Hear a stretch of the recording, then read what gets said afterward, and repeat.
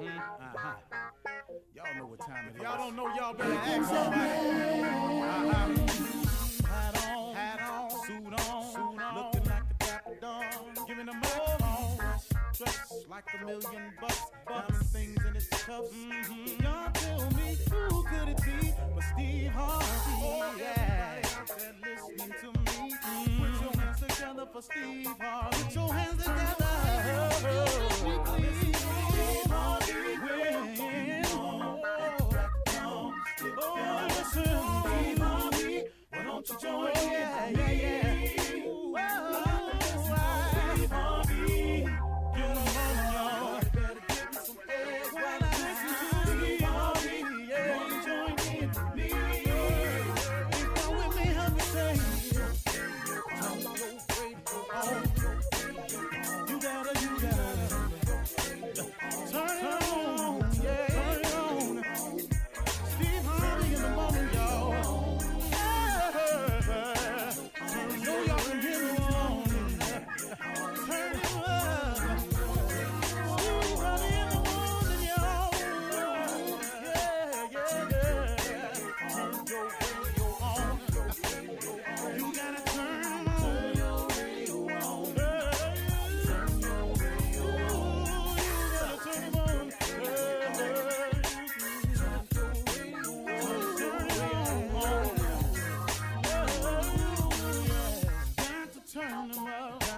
Steve Harvey got to turn them out. Got to turn them out. Harvey turn them on in the morning, y'all.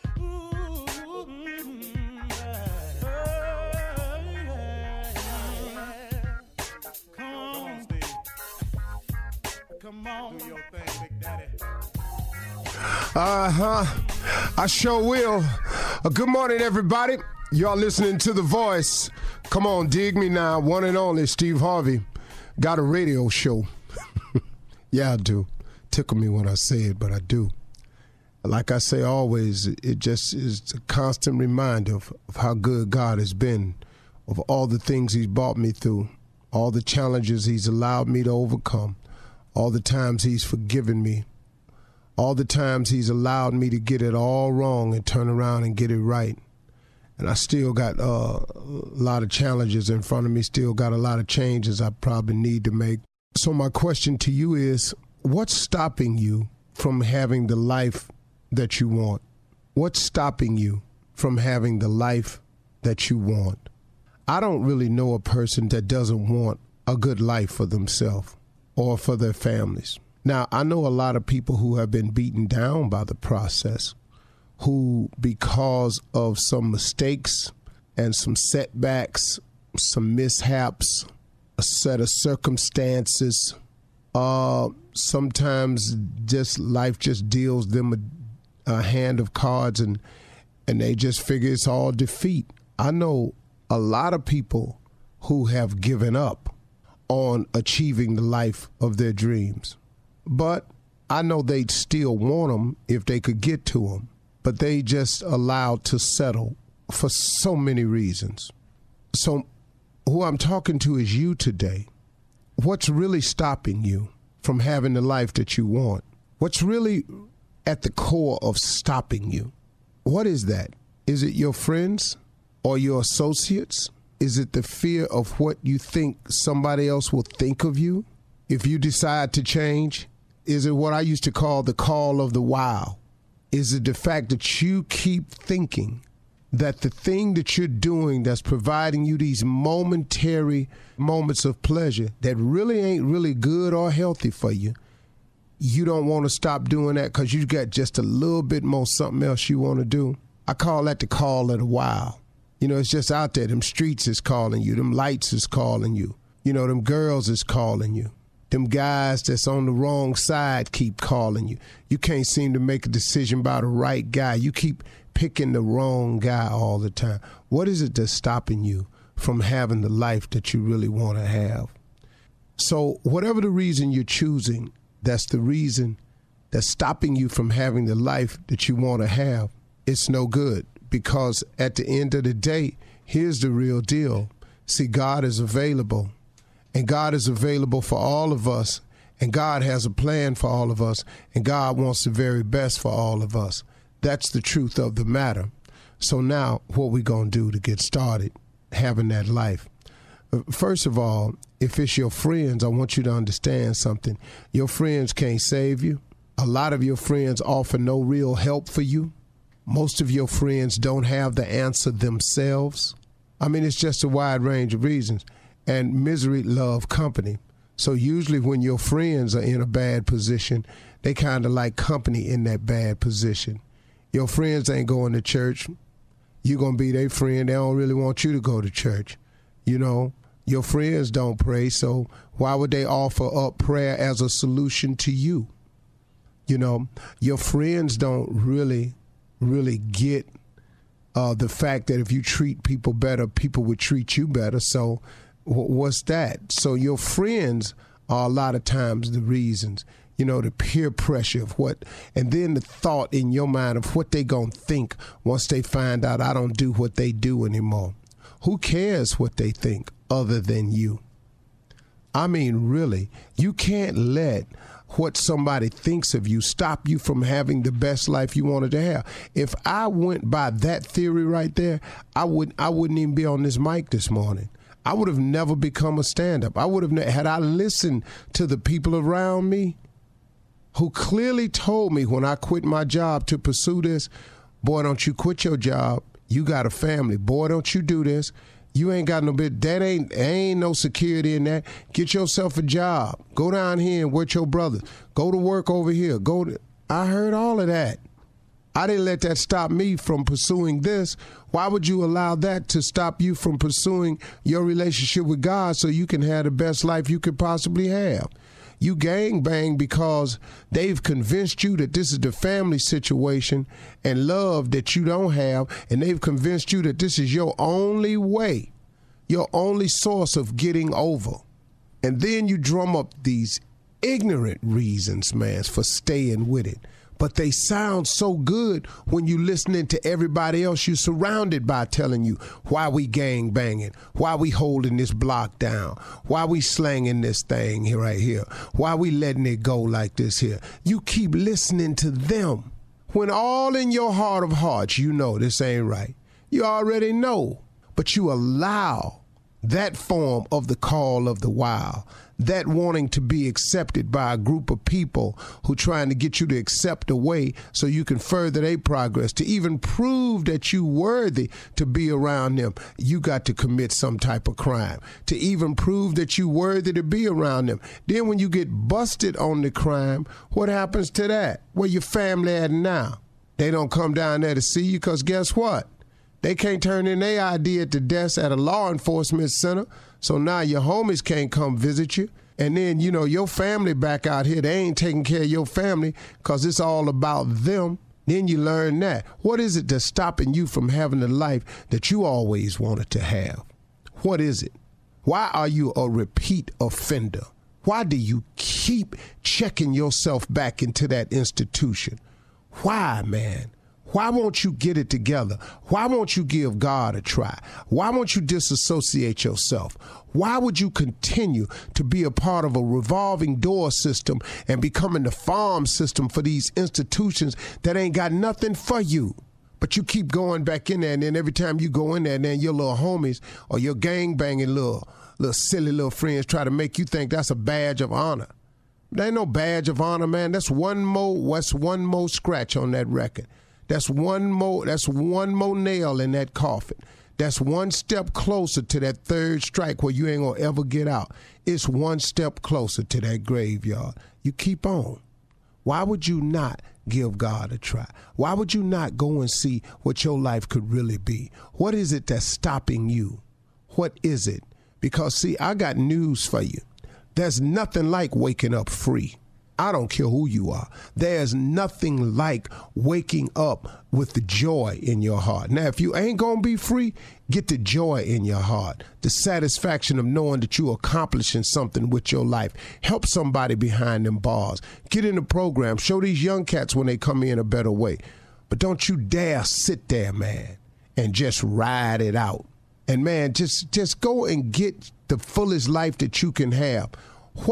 You know what it feels like to wake up and be on your way somewhere, knowing that you have something to accomplish, that you can change somebody, that you can stop somebody from going down the road you went down.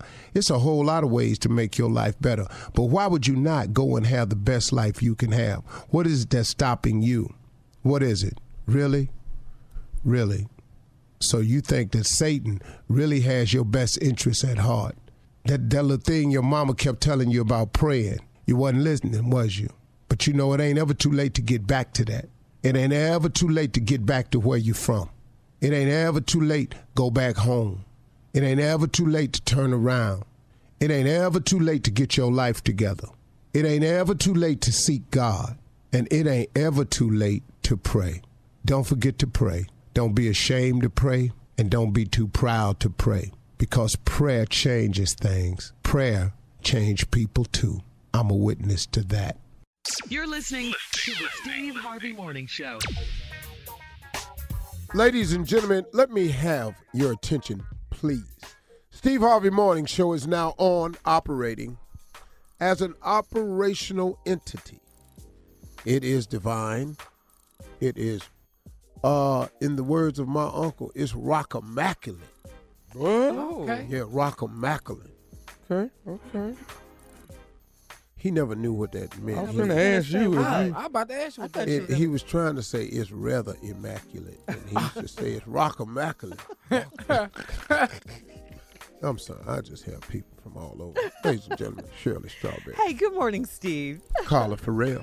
Good morning, Steve. Hey, crew. The young prince of comedy, Junior. Morning, Unc.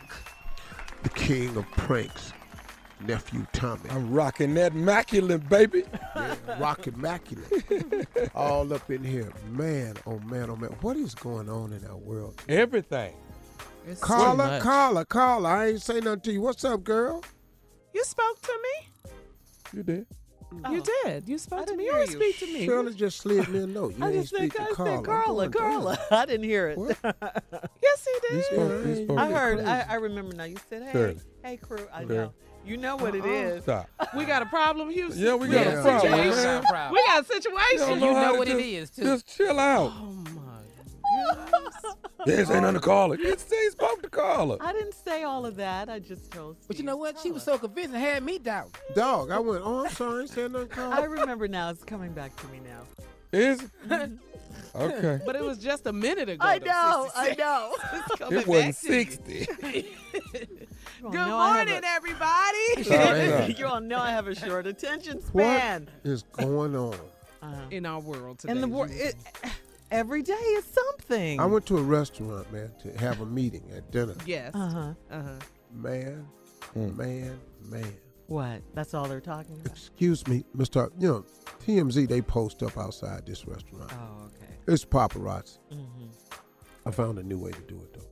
Anyway, Mr. Harvey, what do you think of everything that's going on in the news? I don't watch the news, man. I just got to stay off social media for a little while. You know, I don't know nothing, see nothing, hear nothing. Mm-hmm. What do you think of R. Kelly? Do you think he needs help? I said, hey, man, have you seen the interview? I hadn't seen the interview. I saw it. Yeah. But I ain't got no information for it. Oh, no, sir. How could you not? Oh, see no, it? sir. I ain't seen nothing. I ain't seen a damn thing. I ain't seen it. I ain't heard nothing about it. Man, y'all get up off me. Yeah. Man, it's not a good day for so many other people. So many other people, yeah. Man, tough news day, boy. Yeah, it was. Mm-hmm. Yeah, that interview with Gail was everything. Gail It was King, something, riveting, wasn't it? explosive. Can I tell you that Gail King handled herself Her Yeah. composure, man. She's cold-blooded. That Yeah. girl she's is a strong. champ. She's a champion. I mean, She is her a champion composure. journalist. Yeah. She remained composed. Professionals, what they call Yeah, it. and you know, when R. Kelly was getting up and he had become all emotional and everything, Gail didn't move. She didn't flinch. did. Gail done seen She that just before. said, Robert. Yeah. All right, coming up at 32 after the hour, we'll talk more about R. Kelly and the Gail King interview. Everybody's talking about it, so we will too. Okay. We'll be back right after this.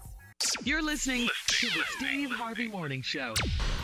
All right, R. Kelly is in Cook County Jail. This happened because he failed to pay back child support, and he has to pay his bond of $161,000. That's in full. How much?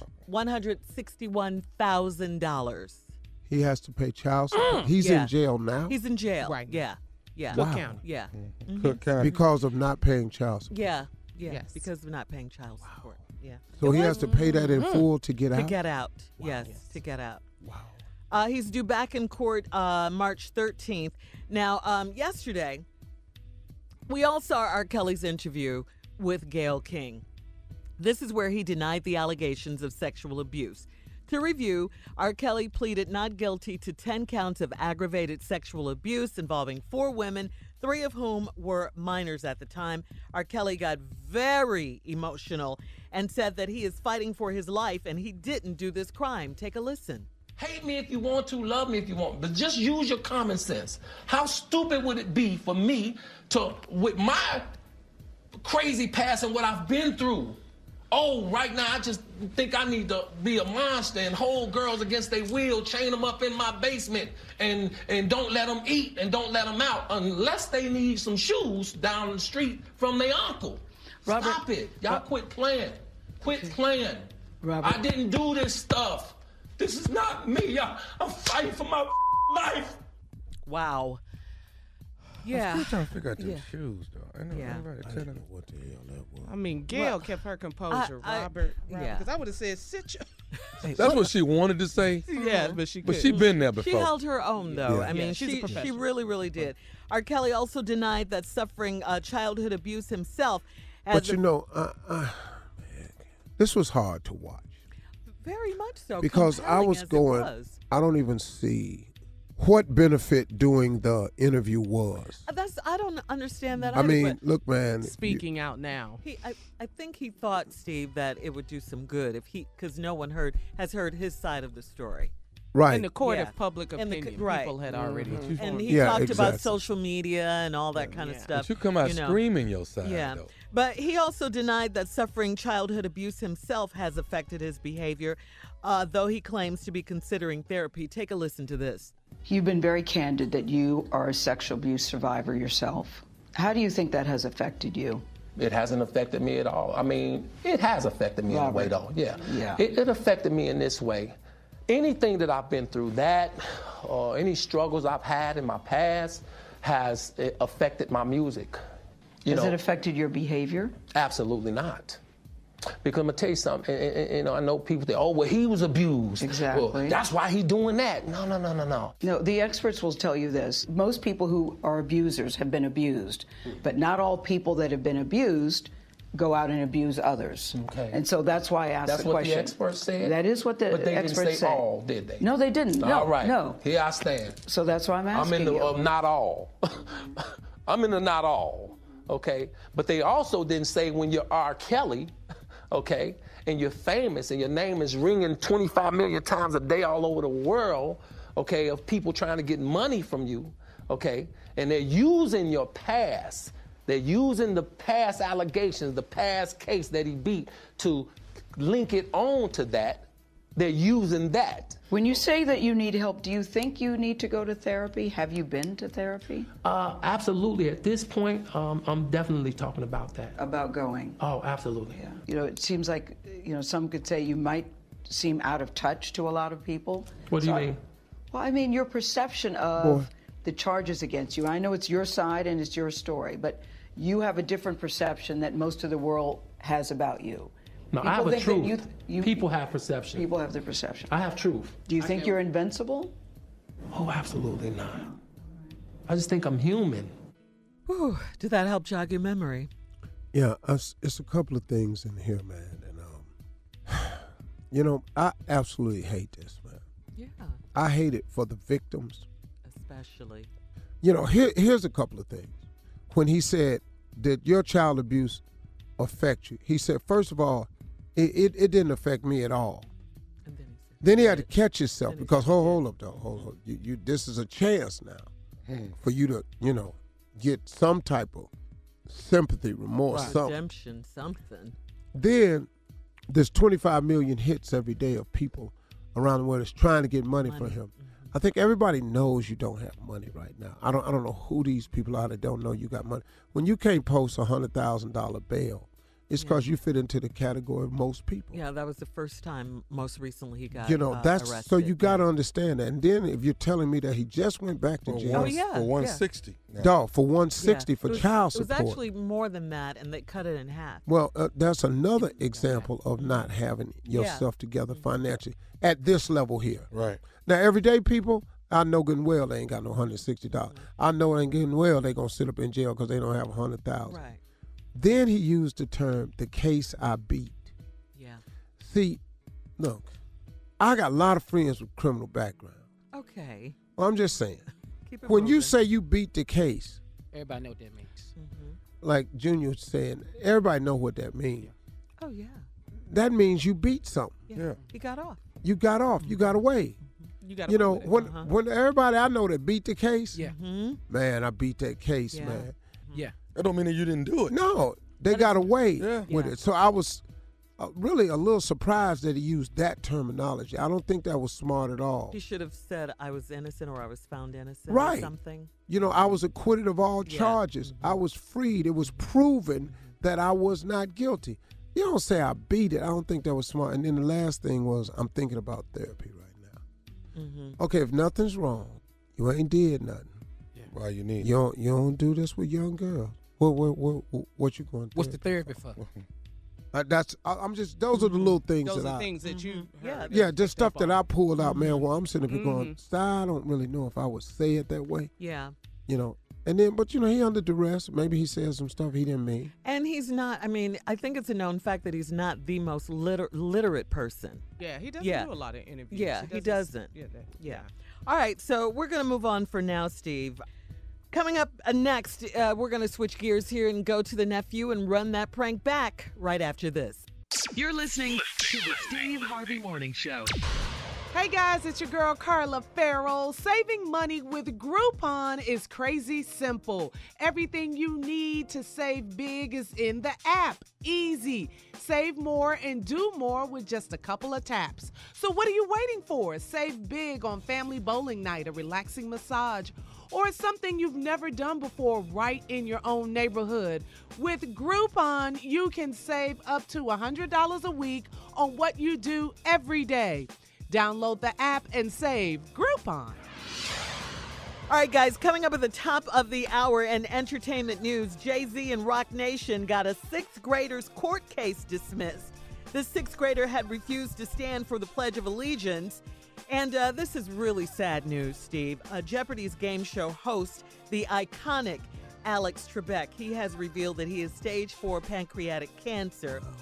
Yeah, really, really sad news. Really nice guy. Yeah, I know you know him. Yeah. We right now we're gonna go to nephew Tommy. He's gonna make us laugh a little bit. We need that right about now with Run That Prank Back. What you got for us, Neff? Your wife is cheating on both of us. I don't know if this is even. What's going on? Your wife In the world. is cheating on both of us. You better not cry. You We better not be done on had that enough. ground. Both of us.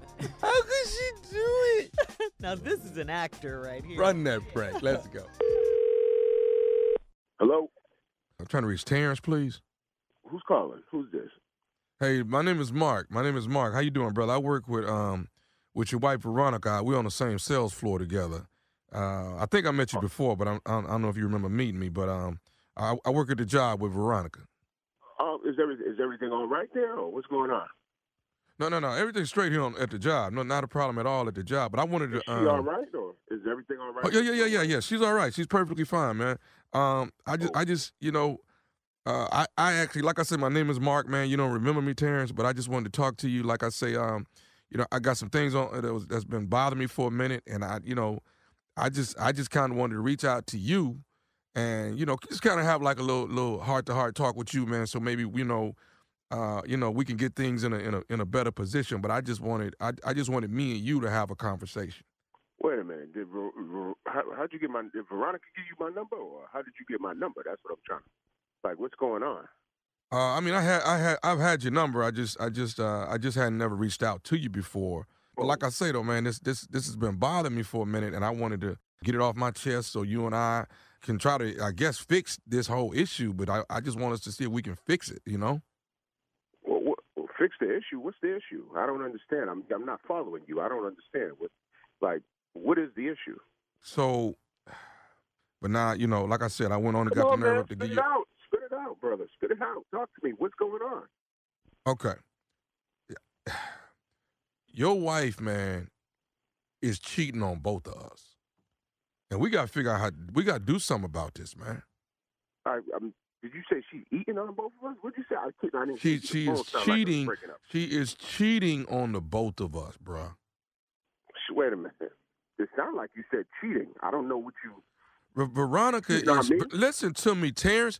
Veronica is cheating on both of us. You saying Veronica's cheating on me? And me, you know? And we got to figure out what we're going to do, man. But as a husband, I'm going to need you to step up and get this thing in order. What you talking about? You saying Veronica is cheating on me with you? No. She's cheating on both of us with somebody else. I've been noticing her going out with this, going to lunch with this other cat. So I got pissed off about it. So I said, you know what? I can't take it no more. I'm calling Terrence. You saying to me that my wife has been cheating around the job with somebody else? She cheating on both of us, dude. I don't get what you mean. If my wife is cheating on me and you calling me to tell me that she's cheating on me, I appreciate that. But I don't get what you're saying she's cheating on both of us. I don't get that part. I don't understand what you mean. Well, me and Veronica been, kind of cool, last 8 months to a year. We've been, pretty tight here at the job. You know what I'm saying? So, listen, what you mean y'all been cool? That's what I don't understand. Like, what do you mean y'all been cool? Because that's my wife. Tell me what you're talking about. Okay, all I'm saying is me and her been real cool. We've been real tight, Sometimes we take lunch and then, don't come back. That's our thing, though. But, now, I'm noticing, she done went out, she done went to lunch a couple times with this brother named Alan. And I'm like, okay, no, it ain't finna go down like this here. You know what I'm saying? Are you my wife, man? Hey, that's not why I called you. I called you to my wife. That's what I want to know. I'm telling you about this dude named Alan. I need you to step up as the husband and fix this. But you telling me that my wife is cheating on both of us. There ain't no cheating on both of us. If she's cheating, she's cheating on me. You telling me that you're with my wife too? That you've been messing around with my wife? That's not what you're saying, brother. That's not the part I'm trying to talk about. I'm trying to talk about this dude named Alan, man. That's what I'm trying to get out. No, we're going to get to Alan. We're going to get to Alan. You saying that my wife, man, it's some crazy shit. Yo, you know what, man? I'm about to put my foot right up your because I don't play those games. She's with her, she's with me, we messing around, we doing this and doing that. It don't work like that. You understand what I'm saying? Dude, I hear what you're saying, but the beef ain't with me. The beef is with Alan. The beef is with you, No, she messing over both of us with Alan, dog. I'm about to call her on three-way because there's some right here. I'm telling you right now. Okay, hold on, bro. I just want you to deal with Alan. Are you at the job right now? I'm at the job, yeah. I'm about to come put my foot all in your. You understand me? No, I hear you, man. Alan is the one that then blew this thing out of proportion, dog. She messing over me and you with this here. There ain't no me and you. I don't share. You see what I'm saying? Yeah, I hear you. You don't hear me. You don't hear me. I don't share. There ain't no sharing that goes on over here. Okay. Do you follow me? I do. I'm just saying, What are you saying? Meet me right now. Meet me right now. I'm about to come up there where you at right now. Where you at? I'm at the job where Ronnie at. I call her Ronnie. I'm at the job where Ronnie at. I call her Ronnie. I call Veronica Ronnie. I mean, that's my little nickname to her. I'm all right, but up there. Well, hold on, Ronnie. Ain't Ronnie. No hold on. Hold on, she right here. She's right where? She right here. Right here. Put her on the phone. You want to? Put her on the phone. Huh? Put her on the phone. Okay, cool, man. Here, cool. But can I tell you what she's saying? I don't want to hear what she's saying. I want her on the phone right now. Okay, but can I tell you what she's telling me to tell you? She ain't telling you to tell me a damn thing. Because the only thing that you're going to be getting is my foot up your Okay, but Ronnie want me to tell you this, man. Just listen to me, Terrence. She wants me to tell you that this is nephew Tommy from the Steve Harvey Morning Show. You just got pranked by your wife Veronica. You know what? I don't play this. I'm gonna all y'all up here, man.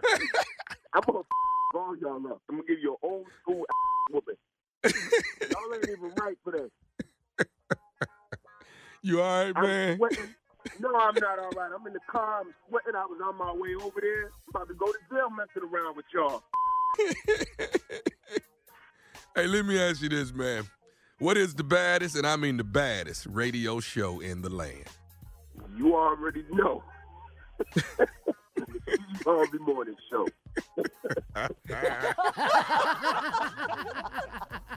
There we go. Wife cheating on both of them. Whoa, Tommy. We're not going to let her get away with this here. All right, coming up at the top of the hour, we'll have some entertainment news for you right after this. You're listening to the Steve Harvey Morning Show. All right, in today's entertainment news, guys, Alec Trebek, we know him as longtime game show host of Jeopardy. He has announced that he has stage 4 pancreatic cancer. Wow. Yeah, very sad news. But he appeared to be in great spirits as he revealed his diagnosis to his fans in a video message. Take a listen. Just like 50,000 other people in the United States each year, this week I was diagnosed with stage 4 pancreatic cancer. Now, normally the prognosis for this is not very encouraging, but I'm going to fight this, and I'm going to keep working, and with the love and support of my family and friends, and with the help of your prayers also, I plan to beat the low survival rate statistics for this disease. Truth told, I have to, because under the terms of my contract, I have to host Jeopardy for 3 more years. So help me. Keep the faith, and we'll win. We'll get it done. Thank you. Good spirit. Wow. Good spirit, man. Amazing right there. That's the way to be, man. Yeah. Yeah, that's positive. Good spirit. Right there. That's positive. Yeah, that helps the emotional fight. The fight you have to do physically. That's right. Your state of mind and your spirit. You know him, positive. Steve? Yeah, I know it. I know him. He's a real. I've only met him. I've met him twice, I think. Mm-hmm. Really, really nice guy, though, man. Mm-hmm. Really encouraging. I like what you're doing, Steve. Keep it up. You're great at it. Thank you, sir. Wow. Very nice. I mean, he's a legend, you know. Oh, Yes, he is. He's a legend. Isn't he the longest running game show host ever? I don't know. Nobody's done it longer than Alex Trebek, or better. Yeah, Jeopardy debuted 1990. I think it's They're the longest. Okay. Yeah. Okay. Well, in other entertainment news, we definitely will be praying for Alex Trebek for sure. Also in other entertainment news, guys, Jay-Z's Roc Nation label, they scored another legal victory by getting a case against a 6th grader who refused to stand for the Pledge of Allegiance thrown out of court. Jabari Tabo from Lakeland, Florida, was arrested last month after he sat through the Pledge of Allegiance. At school? Stating his belief that the flag was racist and the national anthem was offensive to black people. The class's substitute teacher contacted the school's resource officer who arrested Jabari, citing that he was being disruptive and that he threatened the sub with physical violence. Jabari exercised his First Amendment rights, and Team Roc Nation tweeted, "We stand with Jabari and his mother to stop the over-policing and criminalization of black students." The case has been dismissed. Team Roc has also taken on other high-profile social justice cases recently, most notably 21 Savage's immigration case. Wow. All right. Okay. Wow. Oh, Roc Nation. Wow. Wow. Yeah. You were just at a Roc Nation party, right, Steve? Yeah. Yeah.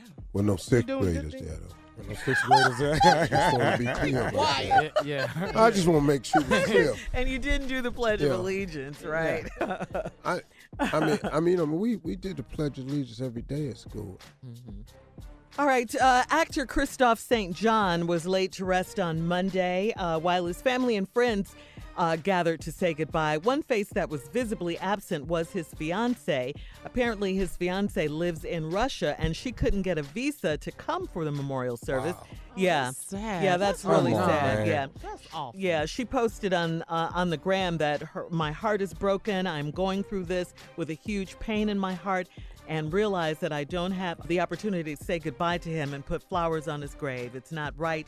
It's not fair. We all know that Christoph was found dead from what appeared to be alcohol poisoning. And yeah, sometimes the system, man, it just ain't fair. It fails us. Yeah. Well, okay. Trump no poop. Yeah, he does. That's true. All right, Steve, it's time for today's headlines. Ladies and gentlemen, Miss Ann Tripp. Thanks very much, everybody. This is Ann Tripp with the news. Secretary of Homeland Security Kirstjen Nielsen, she testified before the House Homeland Security Committee yesterday, and she supported President Trump's declaration of that national emergency along the southern border. This is not a manufactured crisis. This is truly an emergency. Well, Nielsen says it's a true humanitarian crisis, actually, that the system is enabling. She says, according to Customs and Border Patrol's, more than 76,000 migrant families entered the U.S. illegally last month. Now, authorities say most illegals used to be Mexican men. However, they say most of the undocumented are Central American families. Others say that, yeah, it's a large number, but overall, it's really not that large. By the way, after months of pressure from pro-immigration activists, the nation's largest lending institution says it's going to be divesting its financial interest in the private prison industry. Activists have been urging officials at J.P. Morgan Chase to remove their financial support from companies whose facilities have been used to hold illegal immigrant families.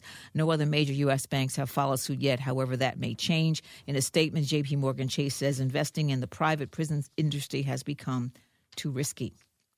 There are reports that North Korea is rebuilding its nuclear arsenal. That work going on at a supposedly shuttered rocket launch site. President Trump's reacting. I would be very, very disappointed in Chairman Kim, and I don't think I will be, but we'll see what happens. We'll take a look. It'll ultimately get solved.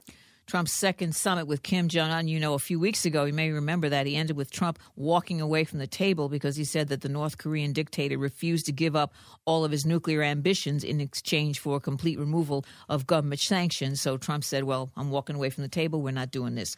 Okay, R. Kelly's locked up again. First, the singer-songwriter broke his silence yesterday about the criminal sexual abuse charges against him during that interview with CBS This Morning's Gayle King. He broke his silence, and at one point he just broke. I didn't do this stuff. This is not me. Y'all, I'm fighting for my life. Y'all killing me with this. 30 years of my career. Y'all trying to kill me. You killing me, man. Y'all just don't want to believe the truth. You don't want to believe it. Well, now Kelly's in custody over the $160,000 or so that he owes in child support. And you may remember that R. Kelly had some trouble coming up with the $100,000 he needed as a down payment on that initial bail amount. A woman he just met recently paid that for him. Kelly's next court date on the matter is March 13th, and the local sheriff says they're not letting Kelly out until he comes up with that child support money. He's got to come up with all of it. Finally, today is National Dentist Day. Ow! Yeah, now back to the Steve Harvey Morning Show. You're listening to the Steve Harvey Morning Show. Basketball and Boston Celtics star Kyrie Irving is going through a rough patch with the Boston Celtics, but Charles Barkley apparently does not feel sorry for the All-Star. Charles did an interview on ESPN. Take a listen. Kyrie Irving, I don't know him that well. He seems like a good kid, but I've never seen a person so miserable. To have so much success, to have the world in the palm of his hand. He's going to make $40, $50 million a year for the next 10, 15 years. He's already won a world championship. He's in movies, but he's got to be one of the most miserable people I've ever seen. He wanted to go to Boston because he wanted to have his own team. And what a lot of these guys don't understand is when you're a star, and I've been a star, you get all the credit, but you get all the blame. That ain't right. That ain't fair. That's just how it is. That's real talk. He tells the truth. That's real talk. Well, what you think, Steve? No, I mean, what is Charles Barkley saying is true. Mm-hmm. I mean, he wanted his own team. See, I tell people this all the time. When somebody's big, he played with the greatest basketball player on earth, LeBron James. Mm-hmm. But when you don't want to be sometimes being the number two man is good. Yeah. Because sometimes when you say, I'm tired of being under the shadow of someone, what you have to understand most importantly about what shadow is also shade. Okay. So when you get out Monday, when you get out Monday, they shadow. I want you to understand that you're moving out from under the shade now. Here it comes. And the glare of that sunlight is directly on you now. And so, Steve. oh man, and it ain't what you think it is, man. Yeah. Is that what he's going through now, you think, Kyrie? Well, I mean, you know, the glare's on. Like Barkley said, when you're a star, when it's going good, you get the credit. When it's going bad, you get the credit. Yeah. It ain't right, but that's how it is. That's the way the game go. And that is the way it is. And he's suffering through that because, you know, what Boston was supposed to be, they haven't been playing like that. Yeah. Yeah, and the boy Haywood that broke his leg real bad, he hasn't been the same. Yeah. He's mentally not there yet because he's not performing like he used to because he can't get his head around his leg. You know, he running and jumping like I don't want to come down on it no more. Timid with it. He's scared he might hurt it again. Babysitting it still, huh? Yeah, man. And then the rest of them, they not playing like they did last year. They young, man. Kobe love basketball. Dora love basketball. They all love basketball. Kyrie don't love basketball. Great Charles Barkley impression there, what Junior. You I complaining love about? it. You got everything. Coming up at 34 after the hour, R. Kelly claims that the parents of the women he lives with willingly handed their daughters over to him. Who do that? Wow. We'll talk about it right after this. You're listening to the Steve Harvey Morning Show. So R. Kelly is back in custody at Cook County Jail for failure to pay his back child support, $161,000 in full to get out, and he's due back in court on March 13th. During his interview, this much talked about interview with the wonderful Gayle King, R. Kelly denied the allegations against him. He was visibly emotional throughout the interview. At one point, he was raising his voice, he was standing up, and at another, he was talking through tears. R. Kelly claims that the parents of the women that he lives with two women, he calls them his girlfriends, the parents willingly handed their daughters over to him and raised objections only when they stopped getting paid. Take a listen. Azrael Clary, what is your relationship with her? Right now, I'm seeing her. You were seeing her? Yeah, she's 21. I'm seeing her. She's 21. Yeah. But did you start seeing her at 17? Absolutely not. Did you have sex with her when she was 17? Absolutely not. Absolutely not. Although her parents wanted me to. No, her parents claim they have text messages that show that you had sex with her when she was 17. Claim. So you're saying you did not have sex with her when she was 17? Absolutely not. You are with two women right now. You love them. They say they love you. What kind of love is it that keeps these young women away from their families? Their families are saying. These? I'm talking right now about Jocelyn because you know and Azrael. I'm gonna answer your question. What kind of love father, is that? What kind of father? What kind of mother will sell their daughter to a man? Who did that? How come it was okay for me to see them until they wasn't getting no money from it? Why would you take your daughter? If I were gonna take my daughter and she's 19 years old to a 49-year-old icon, whatever, celebrity, or R. Kelly concert, or whoever it is, I'm not gonna put her on the stage and leave her. I'm gonna take her to the concert. Their father is more into my music and know about my music than they do.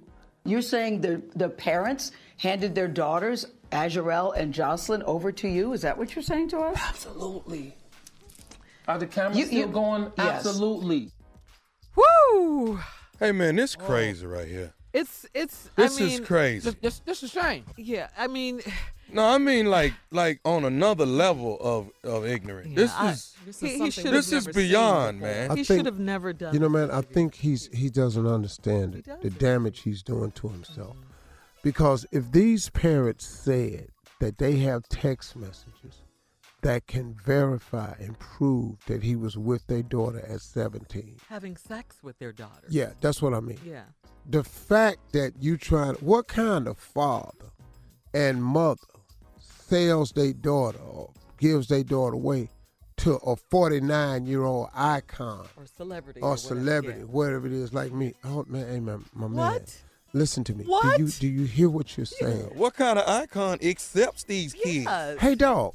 Come on. Dog. Exactly. You can't come up round me. No. Hey, man, let me tell you something. On Family Feud, there was a young girl on Family, had a whole family. They was from L.A., man. Really, really nice family. Mm-hmm. The man, he had 3 daughters. We were joking the whole show because I got 4 daughters.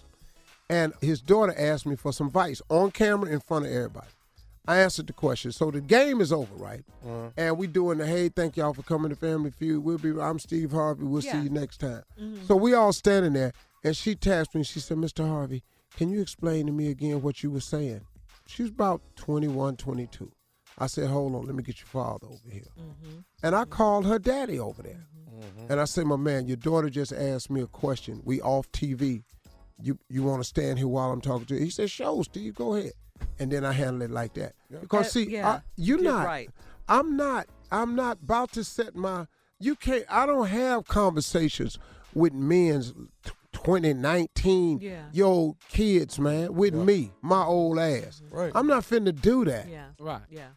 You know, and like you remember in that Surviving R. Kelly. Yeah, in the documentary. That was some parents, and a girl went up on stage. Yeah. Is that who he talking about? I mean, that's one of them. I Well, would who was think the little so. girl outside the court that was his fan That was every one day? of them. That was but she was young. Yeah, very. Yeah. Where they mom and dad at? Where her mom and dad at? Man, what? This is so crazy. All right, when we come back, it'll be Nephew Tommy up with the prank phone call right after this. You're listening to the Steve Harvey Morning Show. All right, coming up at the top of the hour, right about 4 minutes after, my strawberry letter for today's subject, is she delusional or am I a hater? All right, but right now, it is the nephew here with today's prank phone call. What you got, Neff? Dumb it down. We're going to dumb it down. Oh, I think he did that. Yeah, dumb it down a bit. Let's dumb it down, all right? All right, here we go. Run that. That's dumb it down. Hello? Hello, I'm trying to reach Keisha, please. Speaking. Who is this? Hi, Keisha. This is Mr. Roland Barnes, assistant principal here at Academy, where your daughter Aisha goes. Yes. What's going on? Is everything okay? Everything is kind of, let me be honest. It's not good right now. I wanted to call and actually have a private conversation with you about Aisha. Oh, God. All right. Tell me. What's going on? What's going on with Aisha? Well, as you know, spring break is going to be coming up in March. You do know that, right? Yes, I'm aware of that. Okay. She's looking forward to that trip. Yeah. Well, we have a bit of an issue here. I have done some research, and I'm looking at all of the kids and how they're doing, how well they're doing with their schoolwork. And Aisha doesn't seem to be doing well as she should be, living up to the expectations of the academy. And what we're going to have to do this spring break is Aisha will not be allowed to take a spring break with the rest of the kids. We're going to need her to come into school. And there's several kids that are not going to be able to go on spring break, and Aisha happens to be one of them. There's at least 40 to 50 kids that will be coming to school that entire week that spring break is. The most of the kids are out on spring break. You have to be mistaken. I mean, my daughter's a straight-A student. You sure you got the right Aisha? You can't. She is actually the only Aisha at the academy, ma'am. And I've looked at her grades in the past. She's had some wonderful grades in the past. And I don't know what's taken place this semester that she just seems to have dropped the ball. And what we want to do is, keep these kids focused. As you know, you have to be accepted to be here at this particular school. So, it leaves me no other outlet but to have her come in, and we're going to buckle down and try to get them back on track. So I wanted to personally give you a call and let you know what's going on with Aisha here at the academy. And This is terrible. This is absolutely terrible. I mean, we are here already in January, and I'm getting a call that my daughter's not doing good, and now you're going to tell me that she can't go on a spring break trip in March? As far as I'm concerned, my daughter, straight A's. Straight A's. She's an amazing student. She does really hard work. She always looks forward to going to school. And I get a call today that she can't go in March? Well, I'm sorry. You've got to be kidding me. I mean, are you going somewhere in March, ma'am? You're saying going somewhere, a trip, or are you scheduled She's going on a trip. I'm not going anywhere. She's going on a trip. I'm giving her full permission to go on a trip. Okay. Well, unfortunately, I'm requesting that she's at school. So I don't know if your trip costs you a lot of money or if you can get a refund, but I'm calling you, letting you know I need her there on March 11th in the classroom so we can buckle down and try to get her back on track. No, well, I'm telling you, I paid for the trip, and she's going on the trip. I'm sorry. I don't appreciate this phone call because it's so late in the game. I'm sorry. She's going on a trip. No, Miss Keisha, she's not going on the trip. She is actually going to be coming into school, and she'll be there on March 11th from Monday through Friday. Now, I don't know who you're talking to. That's my child. I'm telling her she's going on a trip. But she's your child, but she's my student. And right now, all of my students are going to be that are not doing well in their classes are going to be there during spring break, and they're going to get their business together. No, they're not. You don't yell at me like you're reprimanding me like I'm a child. Okay? I'm telling you now that my child, she's going on a trip. No, she's not going on a trip. And you're telling me what you're trying to override my position, and that's what's not going to happen. She has to be there. You might as well start looking for a refund because she's not going to not be there. So I need her there Monday through Friday of spring break so we can get her back on course. Listen, I don't know who the you think you're talking to. I have the ultimate position over even you. That's my daughter. That's my daughter. I get to tell you what I'm doing her, and she's going on that trip. You're out of your mind if you think you're going to tell me that I have to not send my daughter on the trip. Sorry. It's not happening. I'm telling you right now, she's not going on a trip. Now, yes, the hell she is. Oh, no, she's not. I'm going to speak with Aisha tomorrow and let her know that I have have spoken with her. You're not going to tell my daughter a damn thing. I'm telling her she's not going on a spring break trip. You know why? Because her grades, they're not up to par. She needs to be more concerned about her grades and not going and hanging out and lollygagging around wherever you're sending her. No, it's not happening. I want all of my students with passing grades. I'm a 100% assistant principal, and all my kids pass. What, are you trying to convince yourself that you're important or something? Give me a break. You're like a baby. My daughter is going on the trip, and that's final. You hear me? Okay. You know what? I'll speak with Aisha tomorrow morning at school. No, you're not. Yes, I will. Now, here's the deal. I'll leave you this, Miss Keisha. If Aisha does not show up Monday through Friday of spring break, then maybe you're going to have to find Aisha another school. You're threatening me now? You're threatening me. You're threatening to, what, kick my daughter out of school because of a spring break? If your daughter is not here doing spring break Monday through Friday, then she's going to have to get find... the out of here. Please. I'd like to see you try that. Give me a break. Miss Keisha, I think this conversation is over. My next conversation will be with Aisha. Guess what? She's going on spring break. She's staying in the school. If you do something about it, I will have people picketing outside your school. You're talking about nonsense. My daughter does great in school, and she's going on a trip, and that's it. Aisha will be in school Monday through Friday, go on spring break, getting her grades back up to par. Who are you talking to? Who are you yelling at like that? Are you out of your mind? I swear to God, if I was over there, I'd kick your What the is wrong with you? Yo, you're out of control. Help your daughter with her heart. Who the are you talking to? You know what? You know what Aisha told me about you? Do you know what Aisha told me? Tell me. About What did you? she tell you? She told me to prank phone call you. This is nephew Tommy from the Steve Harvey Morning Show. Keisha, oh my God! Keisha, your daughter Aisha got she got me. You're giving me high blood pressure over here. Oh my God! Are you good? You all right, baby girl? Yep. That's awesome.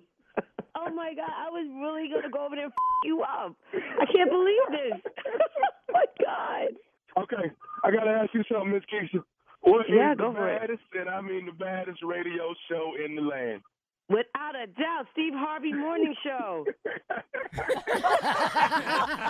And that's how you dumb that thing. From now on. From now on, you dumb it down just like that. You understand what I'm saying? Your little girl ain't doing right. Schoolwork ain't looking good. She don't get to go on spring break. Dumb it down. All the other kids out on spring break, you don't get to go, baby. Because you don't know nothing. No, you don't know nothing. Yeah. So dumb it down. Dumb it down. You don't miss out. You don't get to go to the. Where you going? Yeah. You want to dumb it up. March 15th, Friday night, I will be at Bethesda Blues and Jazz Supper Club.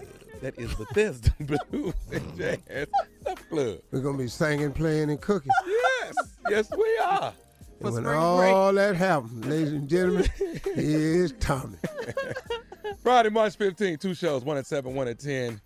And I'll be there, slanging these jokes. The nephew, Bethesda Blues and Jazz Supper Club. Slanging these jokes on some chicken. So quit hating, Shirley. I haven't said a word. She provided a lot of laughter, Tommy. That's what's spurring me on. Yeah. You going to keep laughing. The hate started with you. Never hate. It was just a question. Yeah, it was just What? I made a question. Jazz. What is you doing now? I couldn't believe she said it. Watch this. She knew what she was doing when she did it. Yes, Tommy's so easy. You can push his button so easily. Ridiculous. All right, listen, thank you, nephew. Coming up next, it is the Strawberry Letter. Subject, is she delusional or am I a hater?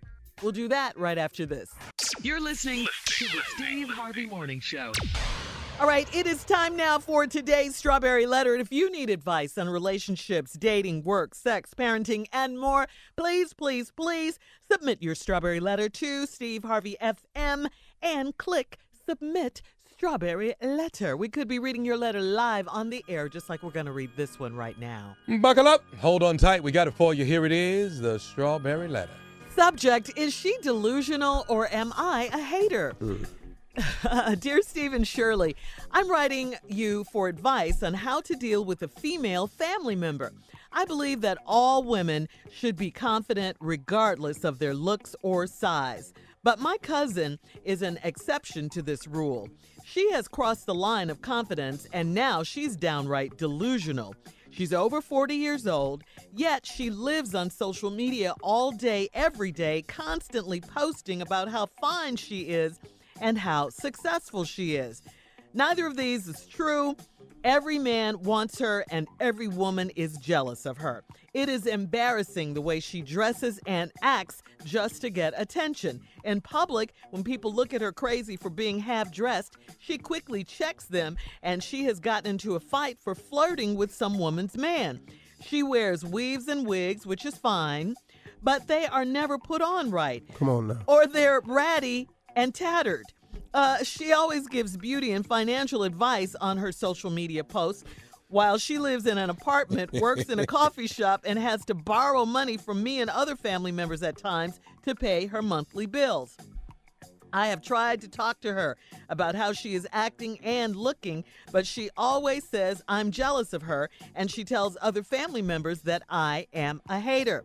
I think she needs mental help because I know deep down this is not how she wants to portray herself, and she has to be covering up something.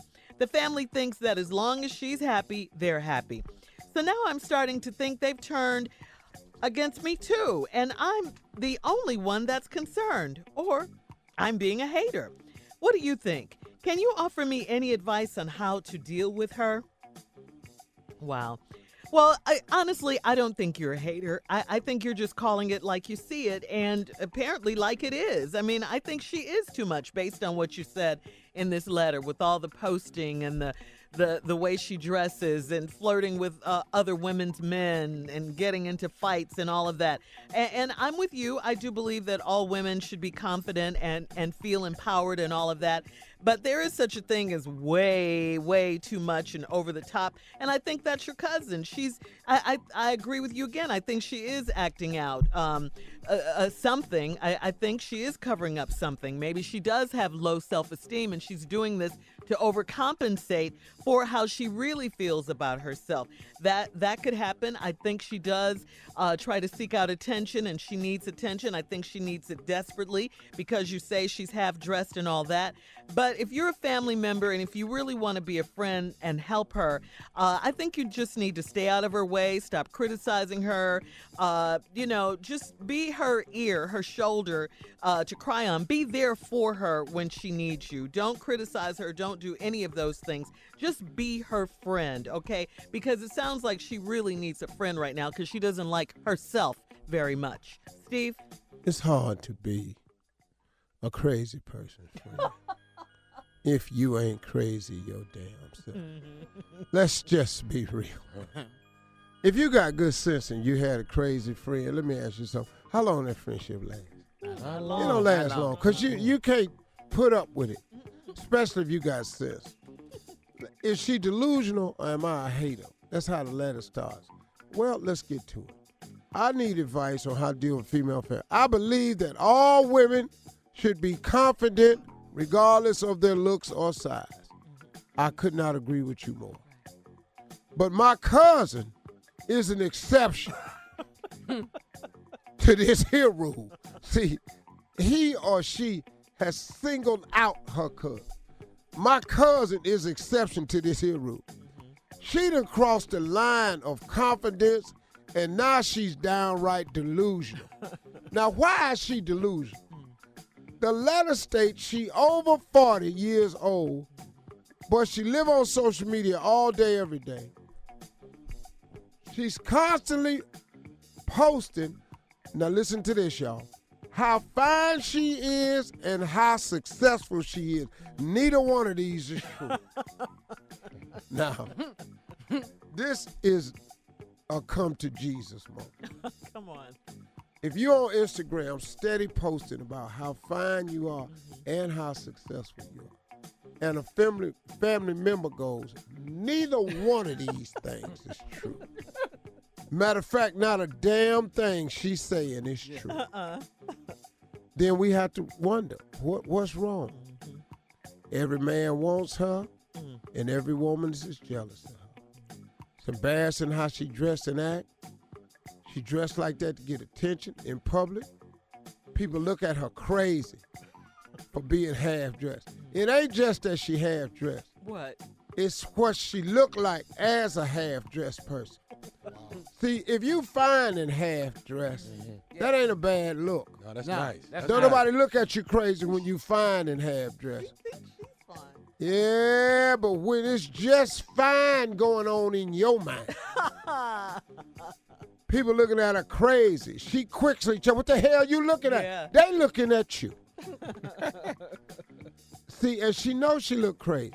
Because these ain't no, oh, man, look at her. She getting looked at like, good Lord. What the hell do she have on? What you think I got on?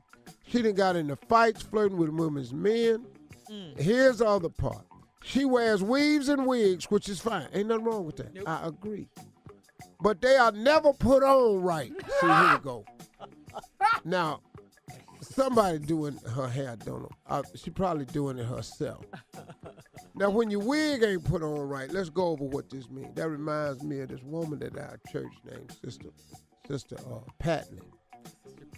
Sister Patley used to just set her wig on her head. What do you mean? And sometimes the sideburns would be in the front. Now, I'm not gonna do it. You're sitting up in here and the sideburn is in the front and a sideburn in the back. How can you see? So you got a cutie curl coming down the front and you got a little ponytail in the back, but it's just a sideburn ponytail. Right. So you look crazy.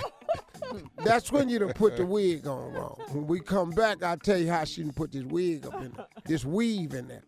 The wig, Sister Patley, put the wig on wrong. I'm going to show you when we come back what else this lady doing wrong. All right, Steve. We'll have part 2, I know, of your response coming up at 23 after the hour. Today's Strawberry Letter subject, is she delusional or am I a hater? Right after this. You're listening to the Steve Harvey Morning Show. All right, Steve, come on. Let's recap today's Strawberry Letter and get part 2 of your response. I could never tell in this letter if it's a man or a woman. I think it's a woman. That wrote it? Yeah. Got a cousin that she believes that all women should be confident no matter your size or your looks. But they got a cousin that's an exception to this rule. It's time for you to lose some of your confidence and go sit your ass down. Doing too much. She over 40. She posts every day on how fine she is and how successful she is, and neither one of these is true. Every man want her, every woman jealous of her. She got it put up in her. She dressed crazy. People look at her. She check them. The hell you looking at? I'm looking at you. She wears weaves and wigs, which is fine, but they ain't never put on right. Never. They're ratty and She don't ever put them on right. Like I told you, Sister Patty used to wear her wig sometimes with the sideburn in the front. And the other sideburn be in the back. So she have a little curl coming down the front like Michael Jackson. And then she have a little short little ponytail in the back. That's the other sideburn. And the big crown in the top looked like she had a tall head. You got to have one eye covered with that wig twisted like that. It's got to be. It was horrible. The front was on the right side. And it just looked crazy. But it sat on the head kind of loose, so sometimes, like if you was to her left and called her, she would turn and fit right up under the wig. Yeah, like if you call her, she would turn her head left and be right perfectly up under that wig. Then she go back straight. The wig just kind of sat there and ain't moved. Now, her weaves, they are ratty and tatted. Yeah. Now, let me tell you how you can. They said they ain't ever on right. Her wigs and weave. And let me tell you how she putting this weave on. Okay. She's still using glue. Okay. So what she doing is she pick out the hair she want.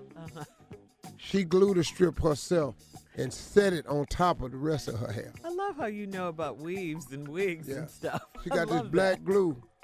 And she squirt a little bit on there, then she just set it on her head. Best way she think how. Yeah, she don't hide the track. Just look at the hair. Don't worry about the track. She don't part it and do the comb over. She sets it with the glue on it on top of her head. You can see the whole damn track, but you don't supposed to look at the track. You just look at the hair. Yeah. Don't go deep. Look at me. Look at the back of it. You amaze me. She gives out beauty and financial advice. She work at a coffee shop and she stay in her apartment. That's a stab right there. She borrows money. She tired of her talking about that. She need help paying her bills. I've tried to talk to her about acting and looking, but she said I'm jealous of her. And she tells other family members I'm a hater. I think she need mental help. Because I know deep down, this is not how she wants to portray herself. Oh, yes, it is. And she has to be covering up something. Well, it ain't them tracks. We back on the weave. You're not covering up the track. Yeah, that's what she not covering. Oh, my goodness. And the family thinks as long as she's happy, they happy. See, they done had enough of her. Yeah. So if she happy, just leave her alone over there with her nutties. She nutty. As nutty as she can be. Yeah. Now I'm starting to think they've turned against me too, and I'm the only one that's concerned. Or am I being a hater? Stop being concerned. She ain't concerned. Family ain't concerned. Sometimes you just gotta let people do them. Let it all happen. That's right. Let it all take. Can you offer me any advice on how to deal with her? Just let it happen. Stay out her life. Let her do her. She thinks she fine. She ain't let her. Ain't nobody gonna tell her she fine. Just let her go ahead on. It works out just fine this way. Now. What? She is delusional. Oh, yeah, the one she's writing about, the 40-year-old, yeah. And you got to tell her about the wig to at least push that weave up under something. And turn it, though. Turn it. And that wig, you got to turn it and tape it down so it can stop shifting. Chin strap or something. What you can't do is just have your wig just sitting on your head. You turn right or left and it don't move. Yeah. The little point at the that top. little point, that little wing go out. Kind of got that sweet Polly purebred haircut. Yeah. And just let her go. We don't have no relatives in our family like that. My family talks to you and about you to your face. To your face. Oh, to your face, not wait till you leave the room? No, they just, sweetie, where you going? My aunt said, sweetie, where you going? That dress don't fit you nowhere. You got everything the Lord gave you. Ain't nobody supposed to see we looking at everything. We looking at everything. And you need a sports bra, sweetie. Oh, what? A sports bra. You don't need the regular one. You need some pulling and shaping to yourself. You've been running around, just been slapped in your face like you're running track. And you need some Spanx. You're not familiar with Spanx? You're too lumpy. That's old school right there. You're too though. lumpy. You need some Spanx. You really need a girdle. Oh. Mm-hmm. What about that wig, though? Did they say anything about that? Girl, you got to take that off of your head. It's heavy, too. Girl, you'd be better off letting Steve do your hair. And he don't know a damn thing about doing hair. He ain't even got none. Look at him sitting over that big little bald head bastard. I never liked it when he cut his hair. I thought it was stupid then. Cut your damn hair. It's stupid. I don't know how in the world Marjorie let him do that. What about every man wanting her and every woman being jealous of her? She by herself every time you see her. So I don't know who want her. He ain't bothered to tell her. Sitting over there with her delusional ass like she fine. And half dressed? Ass wide as a cubicle. Damn, dog. Sitting up in here, all ass all out the cubicle. And talking about she gonna buy one of them treadmills where you can stand up and walk while you work. We gotta go. Finna tear the sides off of that thing. All right, listen, Standing guys. room only. You can email us or Instagram us your thoughts on today's Strawberry Letter at Steve Harvey FM. Coming up in 10 minutes from the talk, it is our girl, Sheryl Underwood, right after this. You're listening to the Steve Harvey Morning Show. Coming up at the top of the hour, it's Carla's reality update. But right now, Steve, please introduce our girl from the talk. Ladies and gentlemen, put your hands together. Watch this here, Sheryl Underwood. Well, darling, I was gonna try to talk like I got some sense, now that they got Kim Jong-un is rebuilding his nuclear facilities, and the president say he would be disappointed. Well, you better fix your face, President Trump, because he bad. Your little lovable. Yeah, he already played you, but y'all don't want to talk about that. What do y'all want to talk about? That was a distraction from the Cohen testimony. You know what that Hey, was. Shirley, listen to what she said. Cohen came in with the documents. I wrote my own memo. Then y'all doctored mine. Then y'all edited mine. Then everybody going to jail. But you know who really going to jail? Who? R. Kelly. Yeah. You better say it. You better listen to me. This is happening all over the world in our community. We try to have a semblance of a good conversation, and somebody will go, but R. Kelly. So it's so interesting. He in Cook County right now. Cheryl. Hey, listen, I told y'all it's not going to be nothing else that's going to get him but child support. Yeah. What is the law in the state of Illinois? If you owe more than $20,000 of child support, get ready to put this jewelry on your wrist. Yes. R. Kelly. Orange jumper. Here it is. Yeah, man. You seen him walk up on Gail. Gail let that Connecticut come right out of her. Said, Robert. She was not scared. Robert. No, she Now, was come not on now. feared. You can't. You listen to me. I know both you, Shirley's, and Carla's. Both of y'all saved. But if R. Kelly had stood up over you, Girl, you would have already told know. that Negro to sit your ass down. Yes. Who you standing up over? Yeah. If you don't sit your black Man, for real. If you don't sit your black. Okay, I'm sorry. I'm sorry, Steve. I like the way But Gail that's handled what it, was said. though. Yeah, Gail took the high road. Yeah, she she did was it classy with it. professionally. Yes. Yeah. Listen, if this had been Red Table Talk, they would have flipped the table on R. Kelly. Jada get all the... Okay, wait a minute. Let's give it up for Jada and Will Smith for backing down them Kardashians on that little girl. Jordan. On Jordan, what's her name? Jordan Woods. That's right. Jordan But you Woods. know what Jordan Woods, she might have been with Tristan, but you know who she wasn't with? R. Kelly. That's what I'm talking about. Will you stop? You stupid, Cheryl. See that how I brought it? Yes. How I brought it Bring it on back round. Wait a minute, did you hear R. Kelly say he need help for being too nice? Having For such a being big too heart. A big heart. Man, you better shut up. Man, listen to me. Listen to me. Listen. R. Kelly need to understand his time is up. Matter of fact, he need to get in the cell. Him and Bill Cosby be in the cell together, and they can talk to each other and write songs and do comedy shows for the inmates, because that's where they finna go. But Cheryl, that's where they finna go. What? Cheryl, Yes, why ma'am. do you think he did the interview in the first place, R. Kelly? Because he thought he was gonna finesse Gayle King. He thought that he was gonna trapped in the closet. He was gonna do, the ignition. Gonna do a song. And she was gonna go, oh, that's my cut. See, work Step hard. in the name of love. That's what he thought. He was gonna step in the name of love. He gonna say, I believe I can lie. I believe that I. Oh, sorry. Did that come out of me? I'm sorry, my bad. But that's what he thought. He thought he was gonna blow Gayle mind. But Gayle old school. Now, if you was at the Green Bunny, go ahead, Shirley Strawberry, the Nimbus, the High Chaparral, maybe you could blow. Yes. If you was at Reese's or Red's or, Strictly Business, maybe you could blow Gayle mind. But you ain't blowing her mind on her job. That's not happening. She shut it down. She shut it down. did. But you know what? Outstanding I feel job. bad for the Yes, she parents that did. got to throw rocks on the window to get their baby's attention. Their minds have been blown talking about, I'm happy. I Brainwashed. told you 1,000,000 times I'm happy. Well, can you Yeah. go anywhere? Can you go anywhere?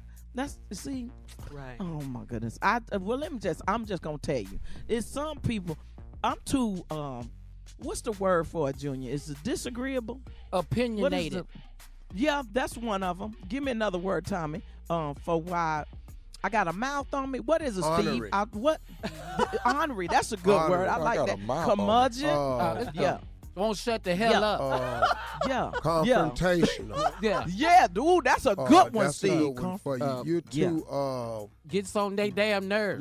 Yes. you're caustic. You're, what's the word? Starts with a D. Belligerent. Ooh, belligerent. That's a good one, too.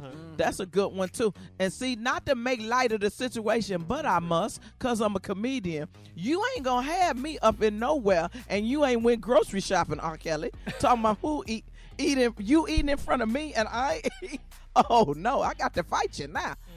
No, it's not going to work. Sure. I wouldn't have made, What do you mean when he said go down and get some shoes from your uncle? What do you mean by that? Tommy, I was asking that same question myself. What did that because mean? the other Wait, what? uncles and older people that I would date, When he first Chris started Tucker, getting Chris Tucker relative, I try to holler at them. Bobby Brown got a relative. I was trying to holler. Oh, did I get off on a tangent of the wrong? Yeah, you're right. The uncle shoes. Yes, you did. Well, does he believe that I have the uncle shoes under my bed in some way? Is that what he's trying to?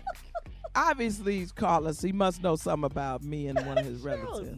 Stupid. I thought it was like Gene Kelly. I didn't know it was R. Kelly. Gene Kelly, good dancer. What y'all think? Y'all think he gonna get out of it? No. Oh, no. I think he's No. going to prison. See, he done. Who is his defense attorney? Why you let him talk like Exactly. that and stay that long? And get so emotional. Yeah.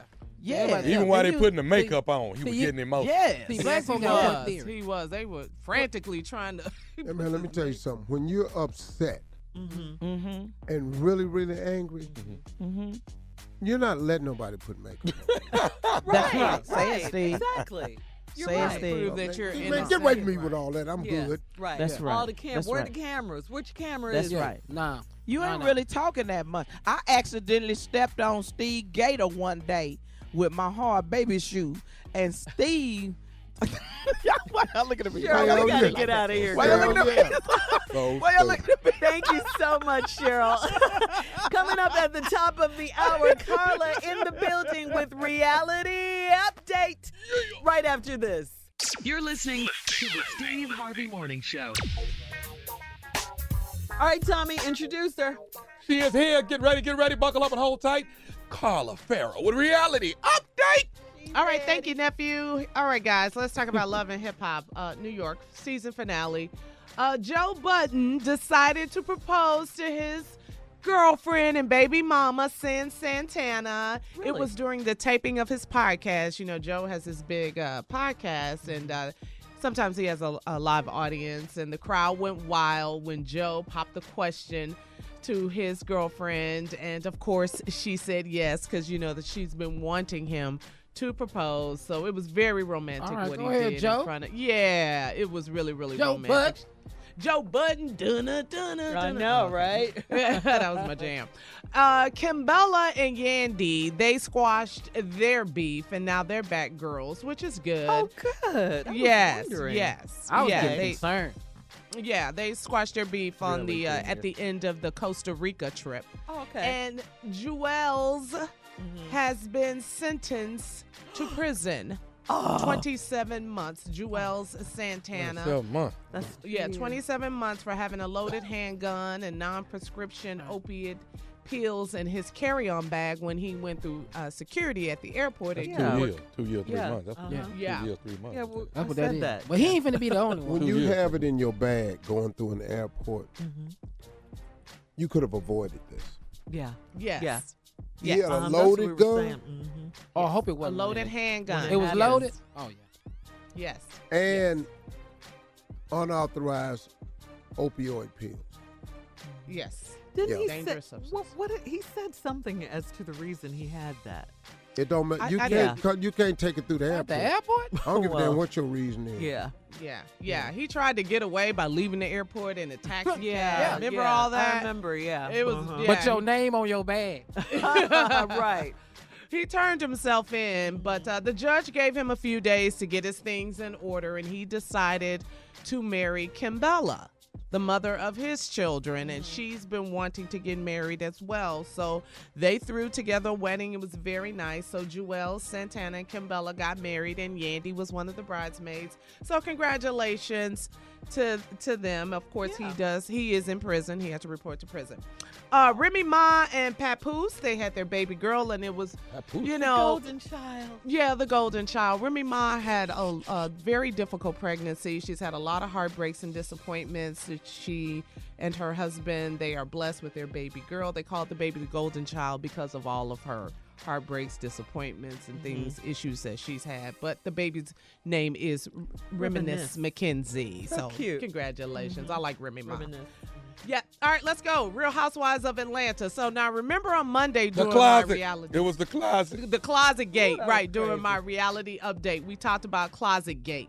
NeNe Leakes is defending herself when you remember when she ripped off the cameraman's shirt to prevent him from going in and taping and filming what was happening in her closet during her wig party where the women on the show had to come to the party without wearing wigs, extensions, or weaves.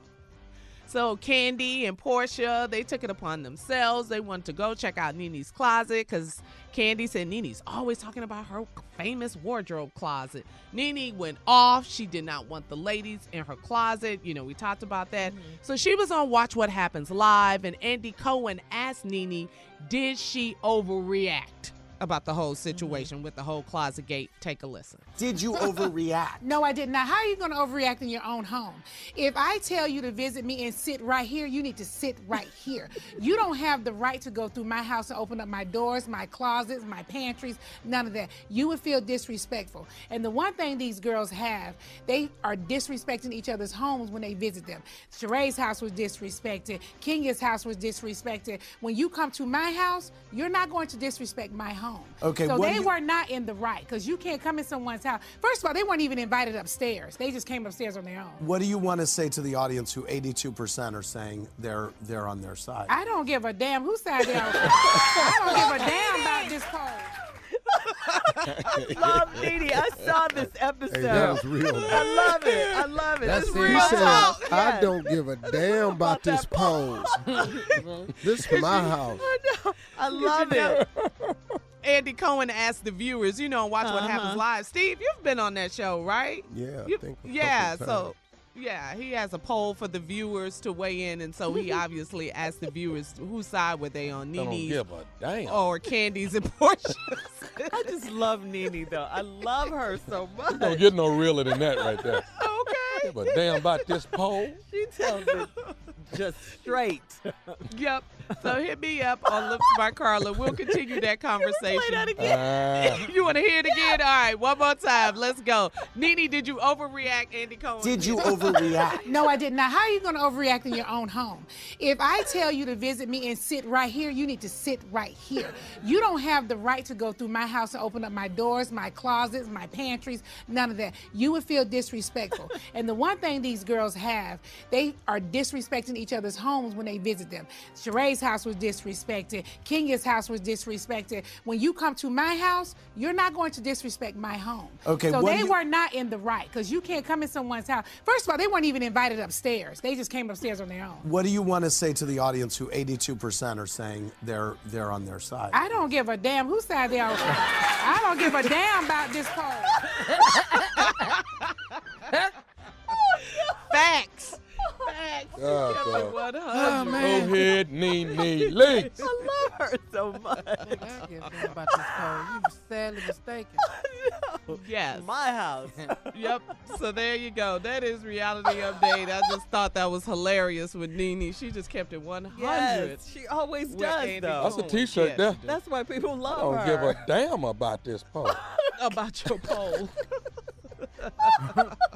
So I gotta tell everyone to please follow me on social media at Lips by Carla. We talk about Reality Update. Y'all really get into it, so I appreciate Our dog you. ain't saying nothing Wait, on I'm here. just trying to get ready as soon as you finish, Carla, because Steve has this look on his face like. What's matter, Steve? That's that want to get in look. You know, if you're in somebody's house, Yeah. they rules apply. Yeah, that's right. I'm with No, NeNe that's true. 1,000% on this. That's true. That's true. No. And I'm the last person to care about what you think. Sometimes I get so Right. sick of what people think. too. You know, what you At think. all. Yeah. Man, less than a. Okay. Less down. Yeah. You know I love that. All right. That's it, Shirley. We will be back at I'm going to 20. call that the LTA effect. What is that? What's that? That's less than a. All right, we'll be back with more. Thank you, Carla, of the Steve Harvey Morning Show right after this. You're listening to the Steve Harvey Morning Show. I just can't believe the stories of personal transformation I've heard from listeners that have done D-Herb's Full Body Cleanse. Guys, you have to try it. You'll lose some serious weight. You'll feel better. You'll look better. I absolutely love my results when I do the cleanse. Go to dherbs.com right now and you will thank me. #1 selling cleanse online for over a decade because it works. And right now, get a major discount at checkout with promo code RADIO. That's dherbs.com. Promo code RADIO or call 866-4DHERBS, 866-4DHERBS. All right, guys, you know, it didn't take long for Kim Jong-un to return to his old tricks. That's right. North Korea has begun rebuilding a long-range missile launch site, okay? Just 2 days after Kim's summit with President Trump fell apart. Remember when President Trump said sometimes you just have to walk away? Well, this is what happened when he walked away. Well, he walked away empty-handed. Yeah, though. empty-handed. Yeah, he said sometimes you just got to walk away. We couldn't come to an agreement. So North Korea has begun rebuilding a long-range missile launch site 2 days after Kim's summit with the president fell apart in Vietnam. Satellites photographed construction activity at the Sohae launch facility. Analysts say the move may indicate North Korean plans to demonstrate resolve in the face of U.S. rejection of North Korea's demand at the summit to lift 5 UN Security Council sanctions enacted in 2016 these sanctions and are 17. really severe, and they've really They hurt should be. this population of the people over there. But you got to do that when you're dealing with a dictator-type person. Oh, absolutely. But he's eating just fine if you look at him. But there are a lot of people in North Korea that's starving. Suffering. Man. Yeah. He ain't missing no meal.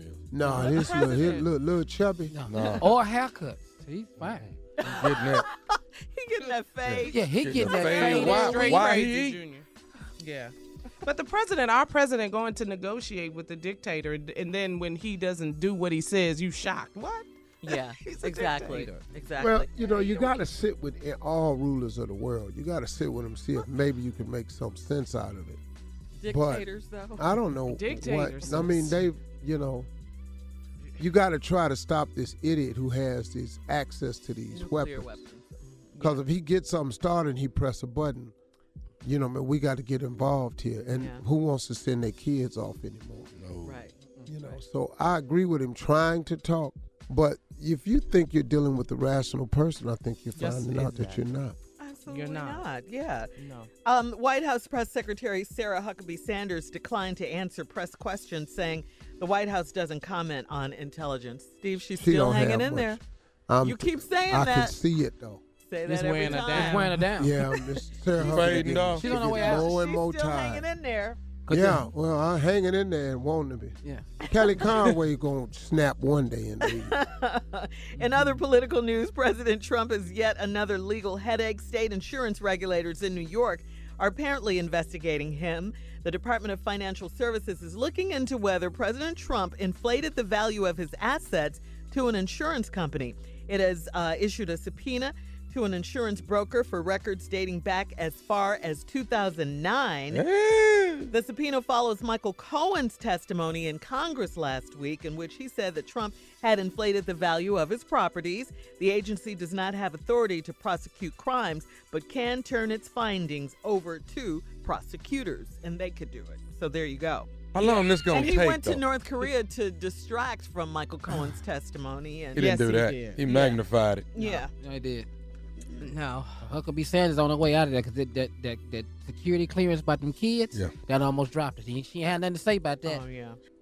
I know what that looks She's like. I ain't still say hanging in nothing, there. Yeah, I'm going to get this in really quickly, guys. We didn't talk about this earlier, but Halle Berry has some new ink on her back, or so it seems. It looks like she What got does it say? It looks like she Oh, got you a new know Tommy tattoo. loves Yeah. Huh? She got a new tattoo. It's a picture of a vine tattoo. It goes from the nape of her neck down to the base of her spine. Yes, She Lord. showed it off on Instagram. Where's the picture? Yesterday on her Instagram. Where Pull are it all up. the pictures? Pull it up so I can see it. We'll be back with more of the Steve Harvey Morning Show right after this. Back with Mo Halle. That's what we're Boo. You're listening to the Steve Harvey Morning Show. So R. Kelly is back in custody at Cook County Jail for failure to pay his back child support, $161,000 in full to get out, and he's due back in court on March 13th. During his interview with the wonderful Gayle King, R. Kelly denied the allegations against him. He was visibly emotional throughout the interview. At one point, he was raising his voice, he was standing up, and at another, he was talking through tears. R. Kelly claims that the parents of the women that he lives with 2 women, he calls them his girlfriends, the parents willingly handed their daughters over to him and raised objections only when they stopped getting paid. Take a listen. Azrael Clary, what is your relationship with her? Right now, I'm seeing her. You were seeing her? Yeah, she's 21. I'm seeing her. She's 21. Yeah.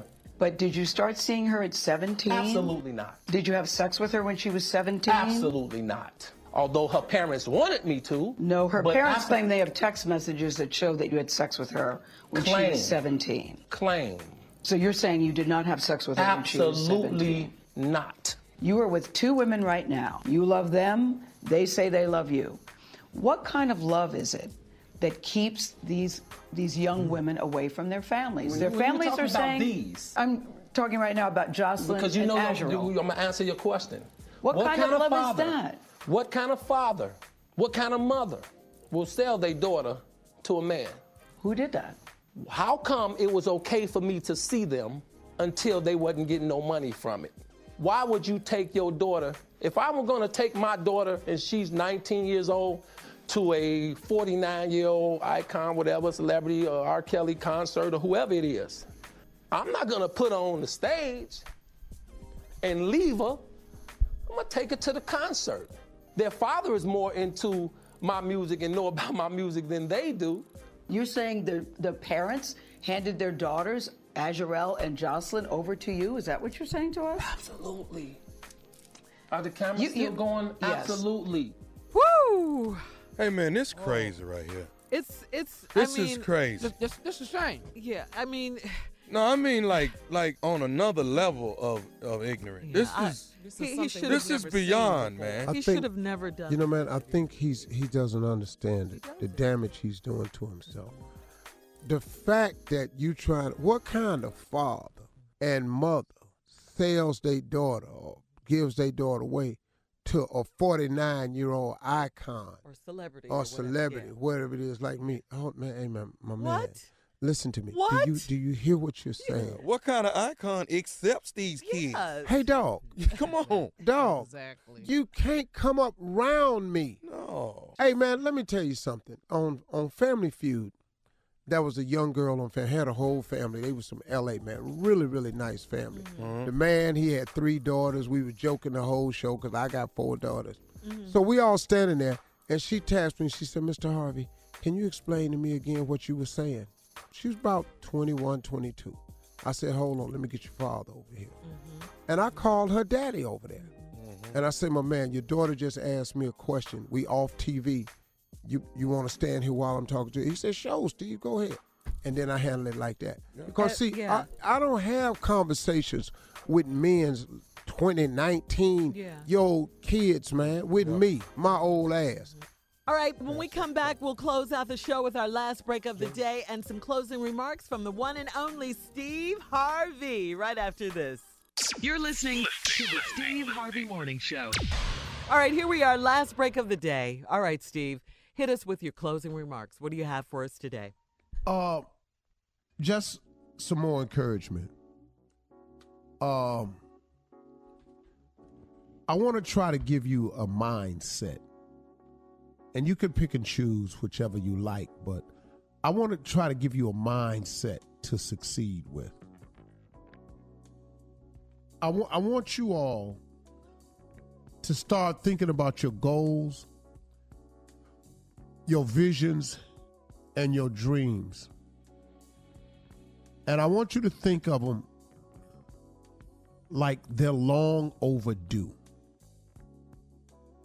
Have you wanted something for so long that you think that it's long overdue? Have you ever dreamt of something so many times and it's yet to happen that you kind of feel like it's long overdue? I want you to take that feeling that it's long overdue, and I want you to internalize that feeling. Because what I want you to do is I want you to take that feeling and I want you to use it as your motivation to pursue your dreams and goals. Because some of you are right. It's long overdue. Now, some of you may feel that way because you're just impatient. But however you want to look at it, I want you to take that long overdue feeling and I want you to use it as your motivation to spur you to get at it. Take that long overdue feeling and start looking at your life in terms of, you know what? Now's the time. Now is the time. There is no better time than now. Don't worry about getting all your ducks lined up in a row because they don't line up.